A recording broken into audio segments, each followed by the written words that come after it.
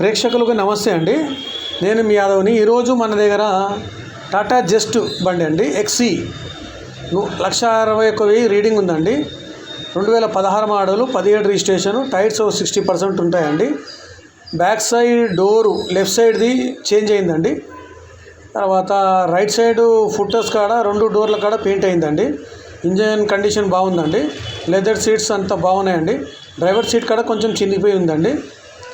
ఇది 3,20,000 చెప్తున్నారండి, नेगोशिएबल। दोस्तों नमस्ते, मैं आपका यादव।